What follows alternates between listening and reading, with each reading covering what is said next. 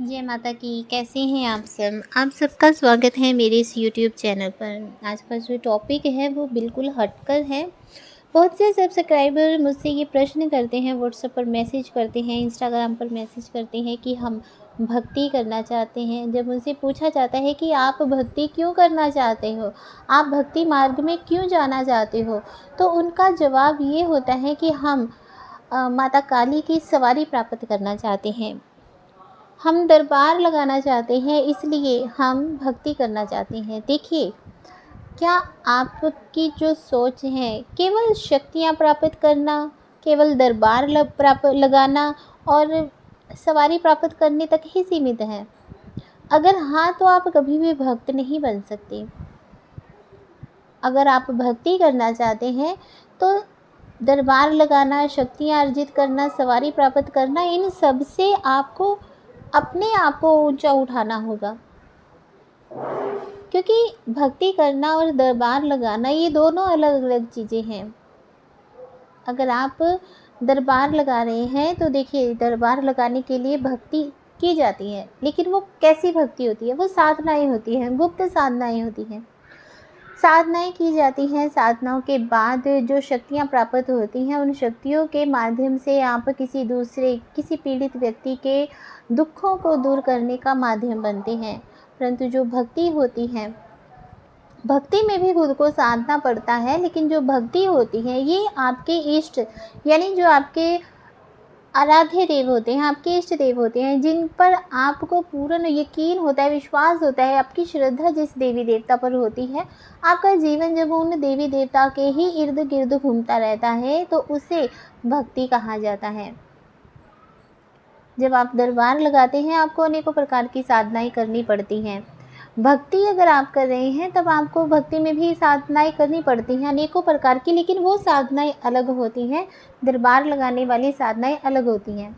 जब आप भक्ति कर रहे हैं तब आपने अपने आप को इस प्रकार से साधना होता है कि आप घंटों भी अगर बैठकर किसी मंत्र का उच्चारण कर रहे हैं तब आपको अपने आप को ही भूल जाना होता है। अगर कुछ याद रहता है तो वो है सिर्फ अपने इष्ट।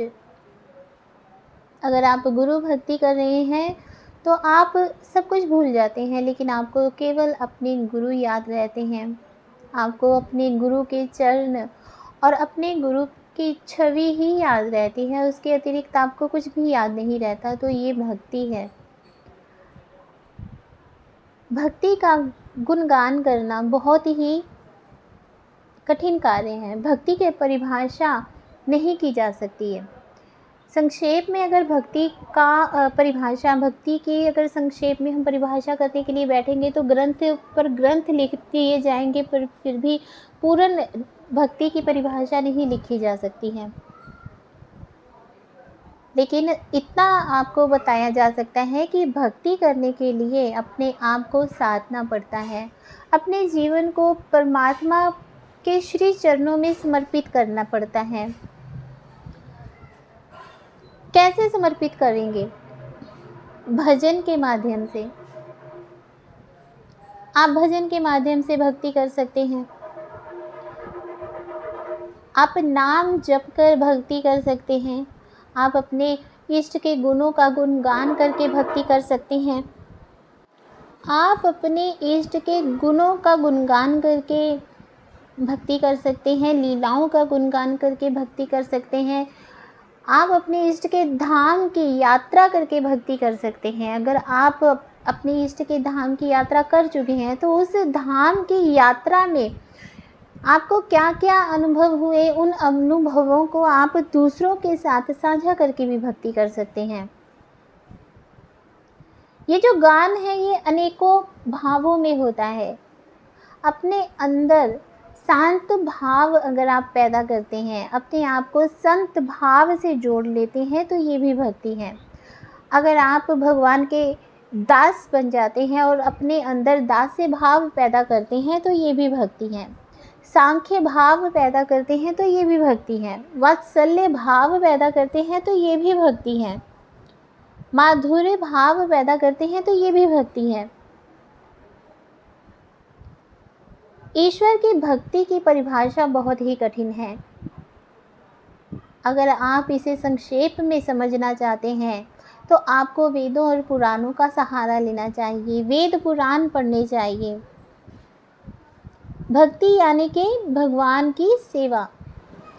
भगवान की पूजा करते समय अगर आपके अंदर प्रेम नहीं है, अनुराग नहीं है, तो वो भक्ति नहीं है। आजकल देखा जाता है कि लोग रात को बहुत लेट सोते हैं, बहुत देर से सोते हैं। जब रात को देर से सोते हैं तो ब्रह्म मुहूर्त में उठ नहीं पाते, तो वो देर से ही उठते हैं। तो जब वो उठते हैं तब नहा धोकर भगवान को जल्दी जल्दी फूल चढ़ा देते हैं, दीप जला देते हैं और राम नाम का उच्चारण कर लेते हैं, या जो भी उनके इष्ट देव हैं उनके नाम का उच्चारण करते हैं। जल्दी से खा पी कर प्रसाद चढ़ाकर चले जाते हैं अपने रोज़ाना के कार्य करने के लिए, अपने ऑफिस चले जाते हैं या जो भी उनका कार्य क्षेत्र है वहाँ चले जाते हैं। तो ये क्या है? ये औपचारिकता है, ये भक्ति नहीं है। भगवान की पूजा में अनुराग होना चाहिए। भगवान की पूजा में यदि अनुराग नहीं है, प्रेम नहीं है, तो वो भक्ति नहीं है। अगर आप माता वैष्णो देवी के मंदिर जाना आपको बहुत अच्छा लगता है, लेकिन आपके घर के पास जो माता वैष्णो देवी का मंदिर है आपको वहाँ जाना अच्छा नहीं लगता, तो ये भक्ति नहीं है। आप माता वैष्णो देवी ऊंची चढ़ाई चढ़कर वहाँ जाकर माथा टेककर प्रसन्न हो जाते हैं और आप ये कहते हैं कि मैं माता वैष्णो देवी का बहुत बड़ा भक्त हूँ, मैं हर साल माता वैष्णो देवी आता हूँ, यात्रा करता हूँ। लेकिन आप कभी अपने घर के पास जो मंदिर है माता वैष्णो देवी का, वहाँ जाकर आपने कभी दीपक ही नहीं जलाया, तो ये भक्ति नहीं है आपके मन में माता वैष्णो देवी के लिए। ये क्या है? आप सिर्फ अपने मनोरंजन के लिए गए हैं, आप अपनी छुट्टियों का समय व्यतीत करने के लिए गए हैं, आप अपनी हवा पानी चेंज करने के लिए गए हैं, ना कि आप भक्ति के लिए गए हैं। अगर आपको अपने इष्ट पर इतनी ही श्रद्धा है तो आपको हर एक मंदिर में अपनी इष्ट की छवि दिखनी चाहिए और आपको उतना ही आनंद छोटे मंदिर में भी आना चाहिए जितना आनंद आपको उनके मुख्य शक्ति पीठ पर आता है। आपके मन में ये भावना नहीं आनी चाहिए कि ये मंदिर इतना अच्छा नहीं है जितना अच्छा वो मंदिर है। आपके मन में यदि ये भावना आ रही है तो आप सच्चे भक्त कदापि नहीं हैं। भगवान की पूजा करते समय अगर आपके मन में प्रेम नहीं है तो उस प्रेम को कैसे जागृत करेंगे आप अपने भगवान को जानिए, उनकी छवि को निहारिए, उनके बारे में जानने का प्रयास कीजिए। कैसे जानेंगे? वेद पुराण पढ़िए तो आप जानेंगे, ग्रंथों को पढ़िए तो आप जानेंगे। और क्योंकि बिना जाने किसी से प्रेम नहीं होता। जब आप किसी सुंदर स्त्री की छवि को देखते हैं तब आपके मन में ये कामना जागृत होती है कि मैं इसके बारे में जानूं, ये कौन है, इसका नाम क्या है। उसी प्रकार से जब आप अपने इष्ट को देखेंगे, उनकी मोहिनी सूरत को देखेंगे, तो आपके मन में ये भाव जागृत होगा कि मुझे अपने इष्ट के बारे में और अधिक जानना है। आपको अपने इष्ट का नाम पता है, आपको पता है कि ये माता काली है, लेकिन आपको ये नहीं पता कि माता काली का प्रादुर्भाव कैसे हुआ, माता काली ने किनका नाश किया। जब आप माता काली के बारे में पूर्ण जानकारी प्राप्त करेंगे तब आपको उनसे जो प्रेम होगा वही असली भक्ति है। फिर जब आप माता रानी की भक्ति करेंगे तब उसमें आपको आनंद प्राप्त होगा, और जब आपको भक्ति में आनंद प्राप्त होगा तब आपका मन कहीं और लगेगा ही नहीं। इस ओर आपका मन तो बिल्कुल ही नहीं जाएगा कि मुझे शक्तियाँ प्राप्त करनी हैं, मुझे दरबार लगाना है, इस ओर आपका मन बिल्कुल भी नहीं जाएगा। फिर आपका मन सिर्फ इसी ओर जाएगा कि वो मेरी माँ है और उनकी गोद में मुझे सर रखना है। आप भक्ति करेंगे लेकिन आपके मन में केवल ये भावना होगी कि माँ एक बार आओ और मुझे अपने सीने से लगा लो, तो वो भक्ति है। भक्ति उसे कहा जाता है जिसमें कुछ भी चाहत ना हो, केवल समर्पण हो, पाने की कामना ना हो। जब आपके अंदर शक्तियों को प्राप्त करने की कामना है तो वो भक्ति नहीं है, वो एक सौदा है कि आपकी मैं सेवा आराधना कर रहा हूँ, आपके नाम का जाप कर रहा हूँ, बदले में आप मुझे शक्तियाँ दो। तो ये भक्ति नहीं, सौदा है।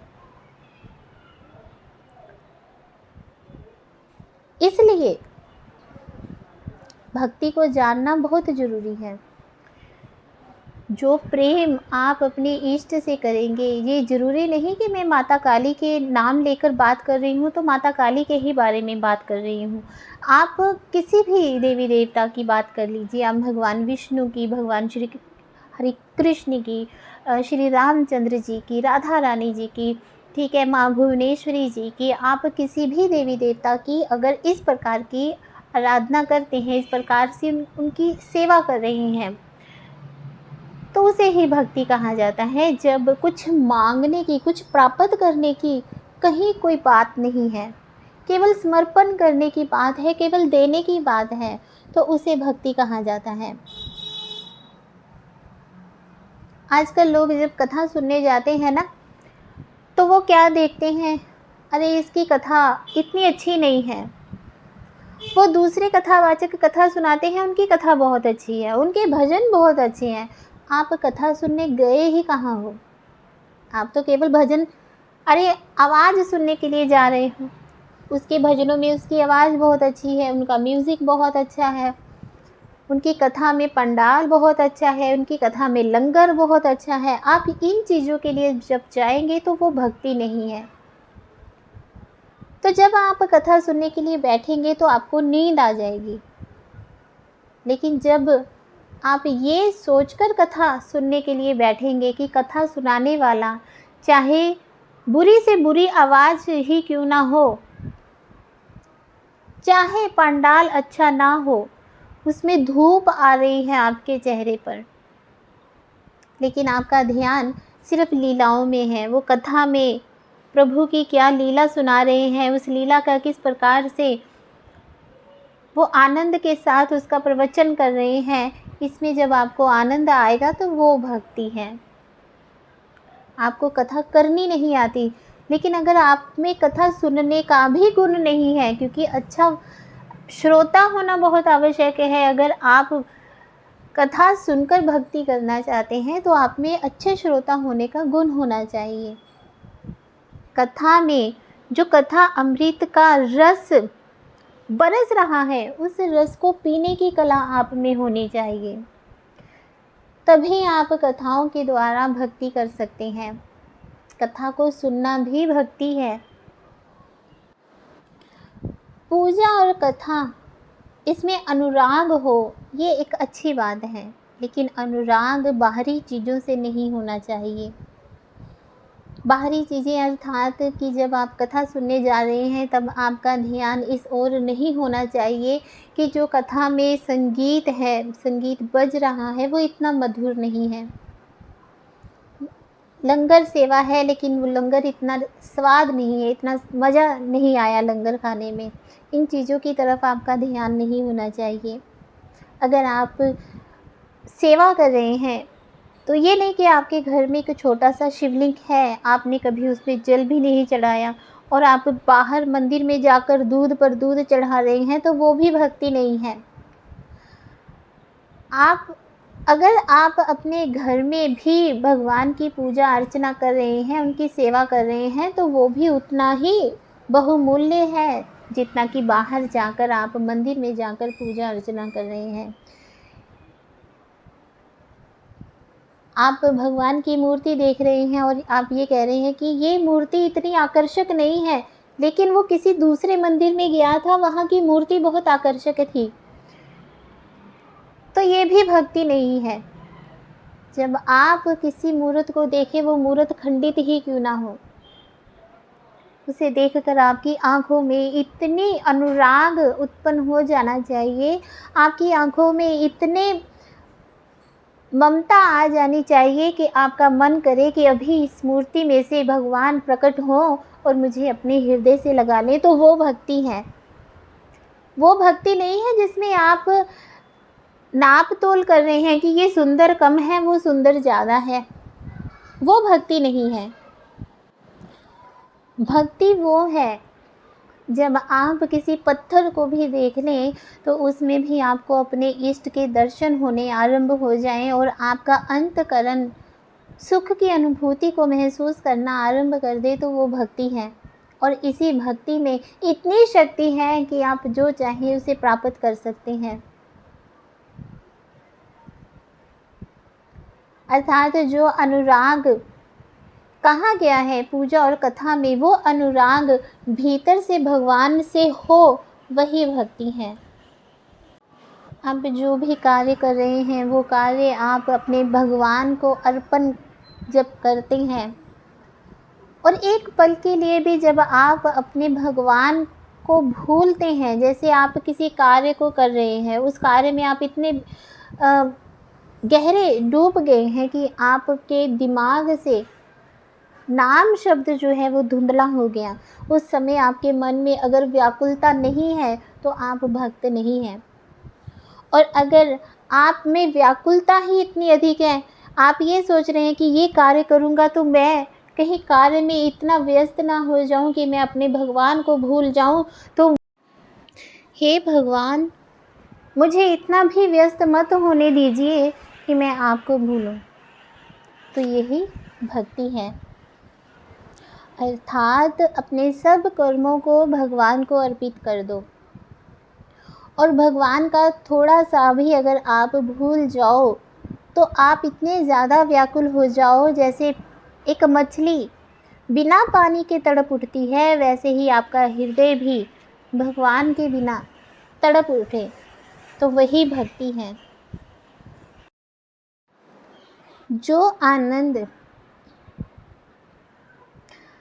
भगवान की भक्ति करने में है, वो आनंद ब्रह्मांड की किसी भी वस्तु में नहीं है। इसलिए संसार में रहते हुए संसार के मोह को त्याग कर जो भक्ति करता है, भगवान से प्रेम करता है, भगवान की सेवा करता है, भगवान का चिंतन करता है, भगवान का मनन करता है, वही असली भक्त है।